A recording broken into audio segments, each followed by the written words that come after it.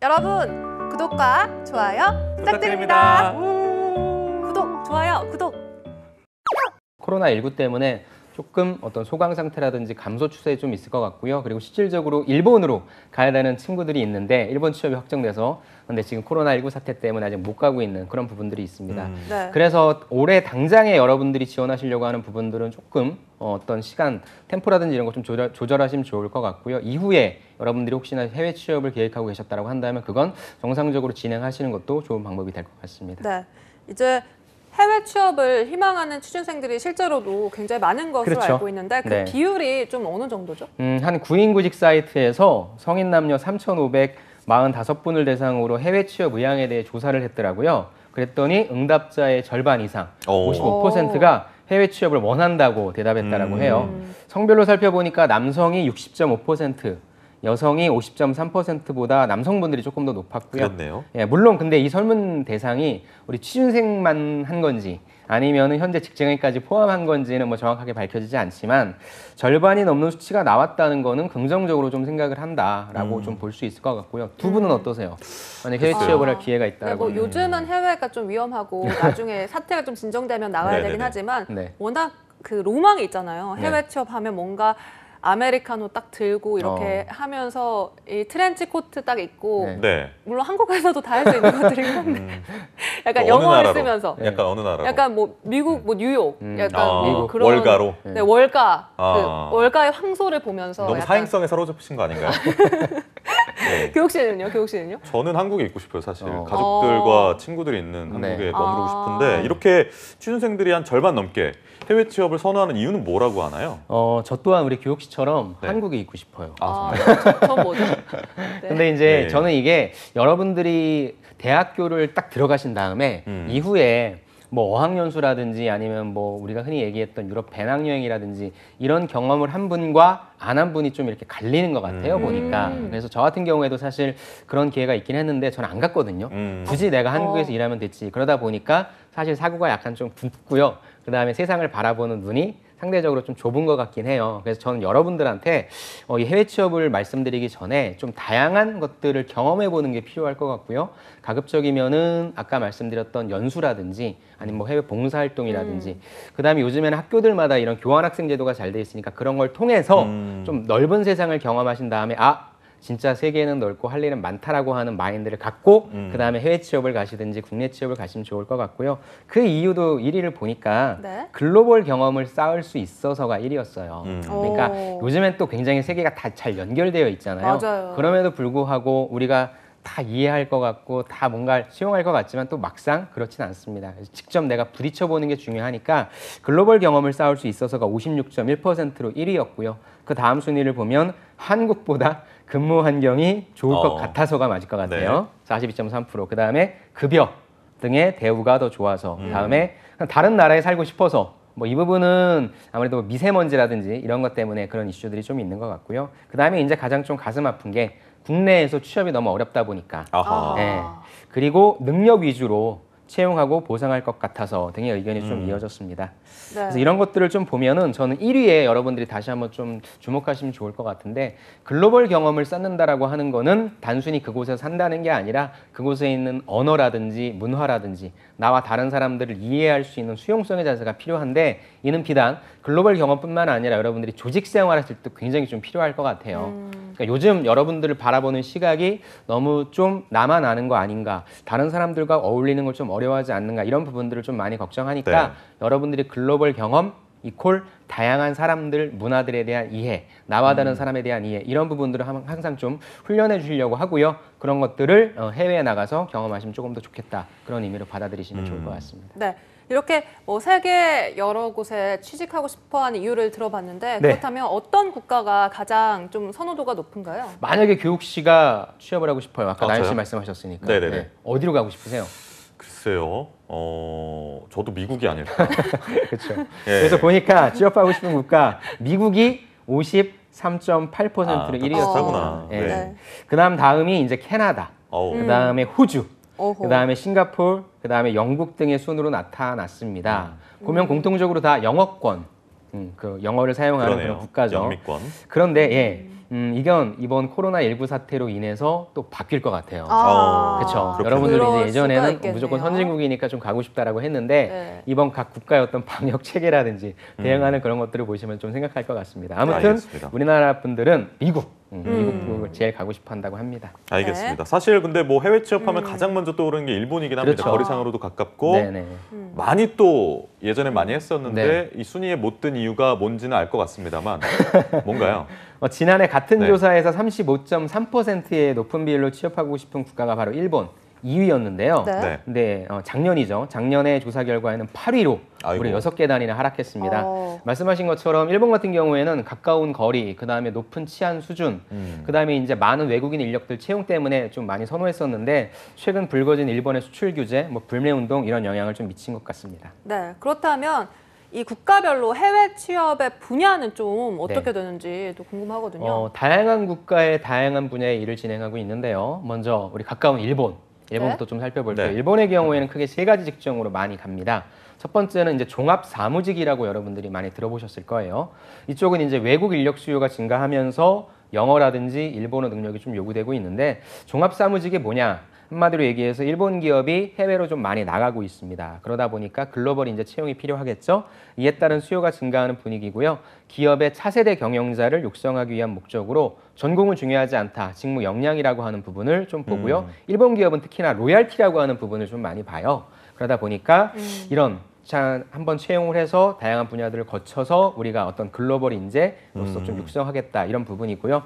또 일본 같은 경우에는 종신 고용을 아까 말씀드린 것처럼 좀 지향하기 때문에 특히나 네. 면접이 좀 중요하다고 합니다. 두 번째는 호텔 관광 쪽도 많이 가십니다.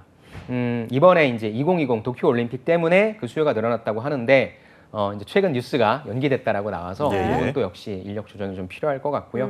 관련해서도 역시 어학 쪽이 좀 중요할 것 같습니다. 또한 이제 빼놓을 수 없는 게 한국이 IT 강국이죠. 그렇다 보니까 IT에 관련된 직종 이쪽은 컴공이라든지 관련 학습을 통한 분들이 우리나라에서 많은 교육들을 받으시고 일본으로 실제 많이 진출도 하고 계십니다. 알겠습니다. 네. 최근에는 좀 줄어들었지만 예전에는 많은 취준생들이 생각하고 있고 곧 좀 그런 상황으로 다시 복귀가 될 것도 같지만 네네. 어쨌든 지켜봐야 될 것 같고 일본 네. 해외 취업에서 알아봤는데 다음은 어느 국가를 좀 알아볼까요? 다음은 또 대한민국의 또 친근한 이웃이 됐죠. 베트남입니다. 예, 베트남 같은 경우에는 인건비 자체가 좀 낮고요. 그다음에 정치적인 안정 덕분에 지속적으로 한국 기업들이 진출을 많이 하고 있습니다. 특히나 이제 섬유라든지 봉제업 쪽에 있어서 중간 관리자인 해외 영업, 그러니까 우리의 그 한세라든지 세아라든지 이런 데 있지 않습니까? 예. 근데 요즘에는 또 이쪽 베트남 쪽도 워낙에 임금이 많이 올라서 그래요? 다른 쪽으로 가고 있다고는 하는데 이런 해외 영업하시는 분들이 가 계시고요. 그다음에 전자, 유통, 무역, 금융 등 대한민국의 대기업들이 베트남에 다 진출을 했어요. 그렇다면 대기업만 가지고는 사업을 할 수가 없고 관련된 이제 협력업체분들도 같이 나가시거든요. 그래서 그거에 관련된 사무 서비스 직군 이런 분들이 좀 나가신다고 보면 좋을 것 같습니다. 근데 이쪽 같은 경우에는 재학 중에 베트남으로도 좀 많이 가세요. 교환학생이라든지 봉사활동이라든지 그렇게 가셨을 때 현지에서의 체류 경험들을 좀 많이 쌓으면 매칭할 수 있는 가능성이 좀 높다라고 하니까 네. 또 좀 선택하시면 좋을 것 같고요. 또 제가 조금 이따가 소개시켜드리겠지만 K-Move 스쿨이라고 있습니다. K-Move. 거기에서 베트남 전문가 인증서가 또 발급된다라고 하네요. 그래서 관심 있는 분들은 베트남 취업에 관심 있는 분들은 이 K-Move 스쿨에 대해서도 좀 관심을 가져주시기 바랍니다. 이렇게 일본이나 베트남 외에도 또 영어권 국가들도 좀 선호도가 높을 것 같은데 네. 어떤가요? 그렇죠. 이제 대표적으로 저도 만약에 한다고 하면 미국 가고 싶어요. 그래서 미국에 대해서 좀 살펴보도록 하겠습니다. 미국도 3가지 직종을 좀 갖고 와봤어요. 첫 번째는 IT 컴퓨터입니다. 네. IT 관련된 직종 인력 부족 덕분에 시스템 분석이라든지 어플리케이션 개발이라든지 소프트웨어 개발, 정보 시스템 관리 등의 경력 및 기술에 좀 유리하다고 하고요. 그 다음에 두 번째는 헬스케어입니다. 이쪽이 어떻게 보면은 4차 산업혁명으로 갈수록 가장 또 유명한 직종이라고 얘기하는데 고령화로 인해서 헬스케어, 또 사회복지산업 인력 수요 증가로 전망이 그렇구나. 좋다라고 얘기하고 있고요. 그다음에 이제 미국 아까 나연 씨가 말한 월가죠. 금융이라든지 회계 관련된 부분입니다. 빈번한 인력 이동 및 개인 재정 전문가에 대한 인력 수요가 높아지고 있고요. 이쪽 같은 경우에는 영어 실력이 좀 중요할 것 같아요. 그다음에 경력자들을 좀 선호합니다. 그래서 사실 신입분들은 아니지만 제 주위에도 IT 쪽으로 가 계신 분이 계시고요. 그다음에 금융 쪽, 그다음에 회계 쪽, AI CPA를 가지고 이쪽에서 근무하시는 분들도 많으니까 여러분들이 처음부터 물론 해외 취업을 겨냥해도 괜찮겠지만 한국에서의 취업 바탕으로 좀 넓은 세계를 경험하고 싶다는 분들은 그런 역량을 바탕으로 준비하셔도 괜찮을 것 같습니다. 이런 것들은 사실 근데 준비를 한다고 하면 좀 네. 막연하긴 해요. 어떻게 준비해야 될지. 저희가 이 내용은 2부에서 조금 디테일하게 말씀드릴 건데 네. 저는 세 가지로 좀 간략하게 말씀드리면 첫 번째는 이제 인턴. 아하. 인턴 근무를 통해서 정규직 전환을 공략하라. 네. 기업에서 사람을 뽑을 때 여러분들도 좋고 기업 입장에서 제일 좋은 가장 확실한 검증 시스템은 뭐냐면 직접 일해보는 거예요. 아. 그렇죠. 인턴인 거죠. 인턴을 해봐야 이 회사가 이런 일을 하는구나, 이런 분위기구나. 회사도 이 지원자 겉으로는 성실하다, 책임감 있다 얘기하는데 실제 해보니까 맞네, 아니네 이런 걸 파악할 수 있으니까. 그런데 인턴을 하게 되면 비용이 많이 들고 시간이 많이 들기 때문에 우리나라에서는 지금은 조금씩 활성화되고 있지만 그래도 좀 많이 그 횟수가 적은 편은 사실입니다. 근데 외국 같은 경우에는 이 인턴 제도를 통해서 서로가 어떤지 좀 알아본 다음에 그 다음에 정규직 전환을 좀 많이 가고 있거든요. 그래서 실질적인 여러분들이 인턴의 기회를 찾는 게 좀 중요할 것 같고요. 두 번째는 이게 또 우리나라에서는 또 어떻게 받아들일지 모르겠는데 제일 중요한 게 이제 인적 네트워크를 통해서 누군가를 추천하고 소개받아서 사실 면접을 진행하고 채용을 진행하는 경우가 많아요. 네. 그래서 일부 기업에서는 원래 채용 공고를 낼 때 사내 추천을 먼저 받습니다. 그래서 먼저 사내 공모를 통해서 네가 오고 싶은 당신이 오고 싶어하는 사람을 한번 지원해 보세요도 있는데 사실 그러다 보면 현직에서의 어떤 눈치가 보이기 때문에 그런 거 좀 많이 지양하고 있고요. 그러다 보니까 당신이 알고 있는 사람을 좀 추천해 주세요라고 하는 그런 부분으로 가고 있습니다. 근데 이는 또 자칫하면 뭐 채용 비리라든지 이런 쪽으로 갈 수 있어서 우리나라에서는 좀 조심하고 있는 추세인데 미국 같은 경우에는 인력 네트워크를 좀 많이 활용하고 있고요. 그런가 보네요. 세 번째는 경력. 아까 여러분들이 왜 가고 싶냐? 경력 위주로 좀 뽑을 것 같다. 그래서 여러분들의 특정 경력과 어학 분야에 대한 실력을 좀 키우는 게 중요할 것 같습니다. 네. 이외에도 또 해외 뭐 취업에 있어서 분야를 좀 알아보긴 했습니다만 어떤 직종이 조금 더 유리를 할까요? 유리할까요? 정리해 보면은 이제 우리나라 분들이 IT를 잘 하시잖아요. 그래서 IT 전문 인력, 그다음에 사무 관련된, 그다음에 비즈니스 전문가, 그다음에 또 하나 빼놓을 수 없는 게 승무원 쪽이죠. 이런 쪽이라고 좀 정리해드릴 수 있을 것 외항사. 같아요. 네, 네. 맞습니다. 해외를 우리가 나가서 취업을 하면 네. 받게 되는 혜택은 뭐가 있을까요? 네, 해외 취업 시에 정착금이라고 하는 걸 받습니다. 오. 혹시 두 분 알고 계셨나요? 아니요. 저는 정착금이면 처음 알았어요. 네. 지원금 뭐 주는지. 집세 이런 것 좀 지원해 그렇죠. 주는 약간 그런 명목으로 해외 현지에서의 적응을 돕는 보조금을 의미하고 있는데요. 해외 취업을 했어요. 근데 이제 해외로 나가다 보면은 한국과는 물가라든지 거주 비용이 좀 다르다 보니까 그러니까요. 그런 걸로 고생하는 걸 좀 약간 완화시켜 주겠다라고 얘기해서 돕는 일종의 지원금이라고 좀 볼 수 있을 것 같습니다.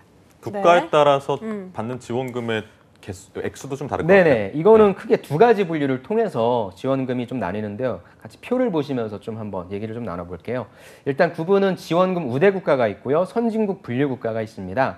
그래서 선진국 분류 국가라고 하면은 뭐 25개국이 정해져 있고요. 나머지 모든 국가를 지원금 우대 국가라고 보시면 돼요. 지원금 우대 국가니까 당연히 우리나라보다는 뭐 사정이라든지 이런 게 조금 더 안 좋다라고 보는 것 같아요. 그래서 지원 금액이 800만 원으로 높고요. 선진국 분류 국가 같은 경우에는 400만 원으로 절반입니다. 근데 이거를 내가 취업하자마자 한 번에 받으면 좋겠지만 이걸 좀 나눠서 줍니다. 여러분들이 취업 활동을 계속 하고 계시다는 전제에 1개월, 6개월, 12개월 이렇게 구분해서 나눠주고 있고요.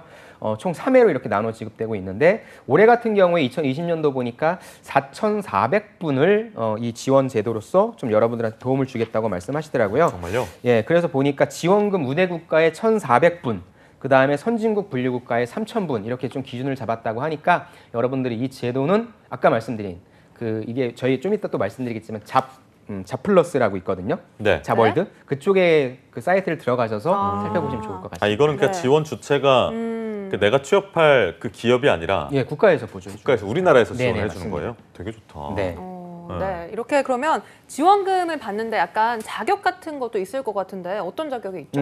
신청 자격 같은 경우에 일단 나이 제한이 있습니다. 만 34살 이하가 있고요. 그 다음에 이제 신청자 본인, 부모, 배우자, 자녀의 합산 소득 이 6분위 이하인 자. 그 다음에 아까 말씀드린 제가 월드잡 플러스 여기에 사전 구직 등록한 다음에 근로계약서를 작성한 자 등 또 취업 인정 기준이 있어요. 비자라든지 직종이라든지 임금 수준이라든지 계약 기간이라든지 이런 부분들이 있으니까 여러분들이 좀 꼼꼼하게 확인하시고 이거에 대한 혜택을 받을 수 있는 분인지 아닌지를 좀 선택하시면 좋을 것 같습니다. 그런데 이 신청 자격 세 가지가 다 해당이 돼야 되는 그렇죠.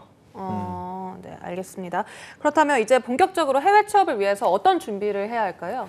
일단 해외 취업이다 보니까 우리나라 말로 하면 좀 좋겠지만 한국말로 하면 좋겠지만 그게 아니다 보니까 외국어 역량이 좀 중요할 것 같아요. 그래서 의사소통이 되어야 한다라고 하는 부분이 있어서 이 부분은 여러분들이 이제 면접이라고 하는 걸 통해서 여러분들의 어학 실력을 점검할 테니까 점수 나와 있는 여러분들이 받은 어떤 정량적인 점수도 중요하겠지만 실질적으로 할 수 있는 실력 부분을 좀 생각해 주시면 좋을 것 같고요.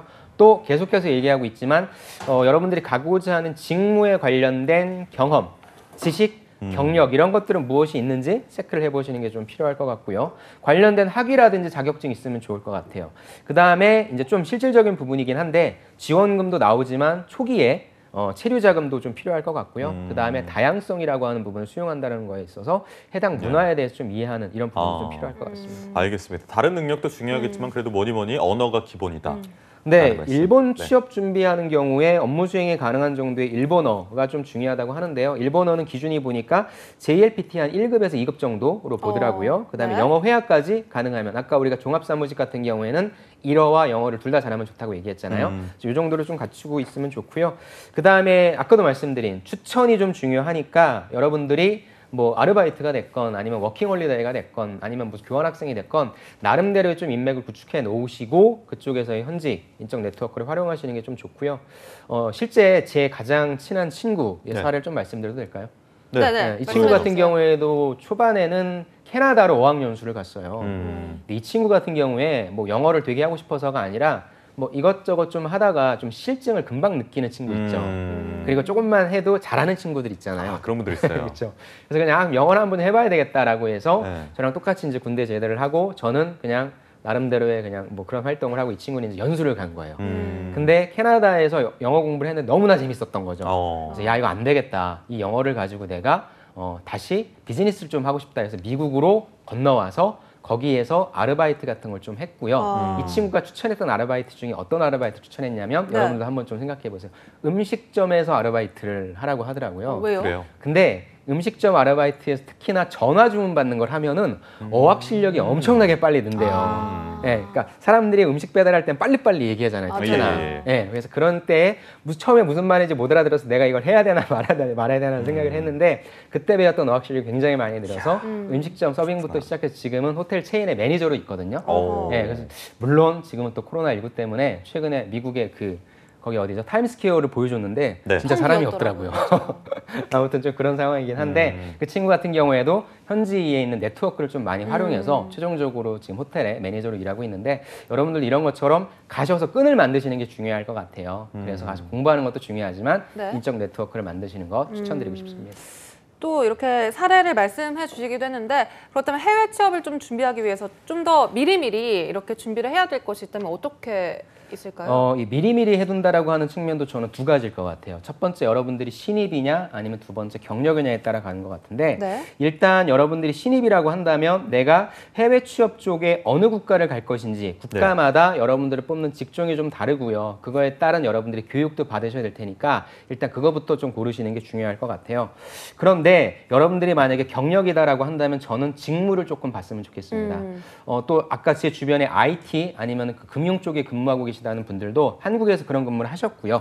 그 다음에 내가 조금 디벨롭 되고 싶다라는 생각으로 추가적인 학위라든지 아니면 추가적인 경력을 따신 다음에 그 다음에 약간 좀 올라가셨거든요. 그런 분들 같은 경우에는 이 직종을 가지고 내가 얼마만큼 발전할 수 있겠느냐라는 관점으로 봐야 되니까 여러분들이 신입이냐 경력이냐에 따라서 그거에 맞는 커리어 플랜을 좀 작성하시는 게 좋을 것 같습니다. 자, 일단은 준비 방법을 좀 얘기를 해주신다면 어딜 좀 찾아가서 정보를 좀 구하면 좋을 것 같은데 일단 처음 들어가는 우리 신입분들을 좀 기준으로 말씀드리면 일단 여러분들 학교에 보면요. 여러분들 좀 관심을 가지시면 아셨겠지만 해외 취업에 관련된 프로그램들이 되게 많이 진행되고 있어요. 그래서 그런 프로그램들에 좀 적극적으로 참여해 주시고요. 또 그런 것들을 전담으로 상담해 주시는 분들도 계실 거고 그런 프로그램들이 있으니까 여러분들이 학교에서 그런 도움을 받으시는 게 좋을 거예요. 그 다음에 고용노동부랑 한국산업인력공단이 운영하고 있는 월드잡 플러스라고 하는 사이트가 있습니다. 여기를 들어가셔서 천천히 살펴보시면 진짜 웬만한 자료들은 다 되어 있고요. 채용 공고까지 다 나와 있으니까 그 사이트를 정독해 보시는 거 저 추천드리고 싶습니다.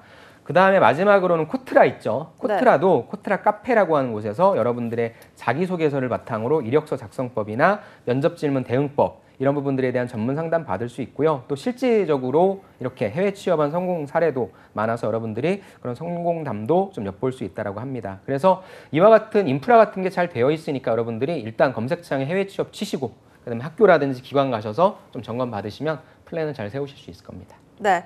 이렇게 또 앞서서 이제 뭐 식당에서 일한 전화 네, 상담 네. 또 일한 사례를 말씀해 주시기도 했는데 네. 또 다른 이렇게 해외 취업자 사례도 있다고 하는데 네. 그 사례도 소개를 해 주실까요? 저는 개인적으로 좀 약간 무엇인가 도전해서 성취하는 스타일을 좋아하는데 이분의 좀 기사를 접하고 여러분들과 좀 공유하고 싶어서 좀 가지고 네. 왔습니다.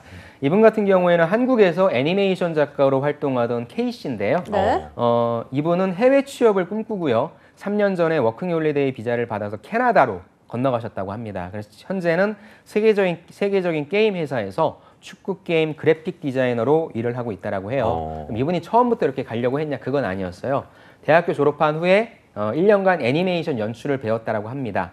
그 다음에 이제 프리랜서 애니메이션 작가로 일을 했는데 당연히 배가 부르진 않았을 거예요. 이쪽 일이 조금 페이라든지 이런 부분이 뭐 만족스럽지는 못하는 경우가 많으니까 그러다 보니까 생활이 좀 어려워져서 내가 이걸 해야 되냐 말아야 되냐라는 고민을 좀 하셨던 것 같아요. 그런데 이 일이 그래도 나를 즐겁게 하니까 이런 일들을 조금 인정받을 수 있는 곳, 그 다음에 내가 하면서 스스로의 어떤 성과라든지 보상이라든지 이런 것들을 좀 날 춤추게 할 수 있는 곳이 어딘지 좀 찾아봤더니 그게 북미였다라고 합니다. 북미 쪽은 아무래도 애니메이션 쪽이 발달했으니까요. 그래서 일단 워킹홀리데이 비자로 캐나다로 갔다고 하고요. 현지에서의 취업 준비 기간 한 2달 정도로 잡았다고 합니다. 그래서 먼저 아까 제가 말씀드린 대로 현지인들과 친하게 지내자.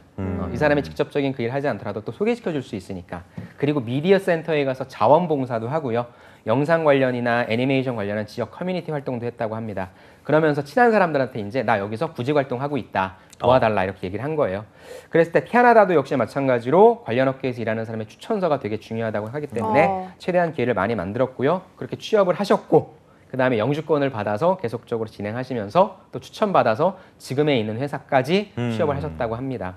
해외 취업이라고 하는 것이 뭐 예. 여러분들이 쉽게 어떤 프로그램들을 통해서 가실 수도 있지만 저는 여러분들이 조금 젊고 난 좀 도전적인 성향에다 하나씩 개척해보고 싶다라고 한다면 문은 열려 있는 것 같아요. 이분도 하셨으니까. 그래서 여러분들도 좀 적극적으로 도전해보시는 건 어떨까 이런 메시지를 좀 전달드리고 싶었습니다. 그러니까 34살에 이런 결정을 하셨으면 사실 결정에 엄청 많은 고민이 따랐을 텐데 네. 그럼에도 불구하고 본인이 이렇게 좀 성취를 하신 거를 네. 보니까 많은 분들의 귀감을 좀 삼을 만한 네. 그런 사연이 아닐까 싶습니다. 이분 같은 경우에 네. 워킹홀리데이 비자 때 내가 풀타임 잡을 구해서 아티스트로 일하고 싶다는 얘기를 했을 때 그쪽 상담했던 유학원에서는 그런 건 절대 불가능합니다라는 말씀까지 들었대요. 아, 진짜요? 네, 그래서 가끔은 이런 것들이 여러분들의 취업을 좀 이렇게 발목을 잡을 때가 있는데 저는 정해져 있는 건 없다고 생각합니다. 여러분들의 노력여에 따라서 할 수 있느냐 아니냐 여러분들이 결정할 거니까 특히나 해외 취업을 준비하시는 분들은 이러한 긍정적이고 도전적인 자세 꼭 길러주시면 좋을 것 같아요. 네. 그 외에도 또 이 해외 취업을 희망하고 있는 취준생들을 위해서 정말 뭐 조언이나 마지막 한마디 해주고 싶으시다면 어떤 말씀 해주고 싶으세요? 또 제가 들었던 얘기 중에 가장 좀 인상 깊었던 얘기는 지금 같은 시대에는 여러분들이 직장을 찾는 게 아니라 직업을 찾아야 된다라는 말씀을 해주시더라고요. 여러분들도 내가 어떤 A라고 하는 기업에 들어간다는 목표도 좋지만 네. 해외 취업을 특히나 준비하시는 분들은 또 이직도 있을 거예요. 그렇다 보면은 여러분들이 직업을 선택하셔서 그 직업에 대한 전문성으로 끊임없이 성장하셔서 진짜 전 세계가 인정할 수 있는 글로벌 인재가 되시길 말씀드리고 싶습니다.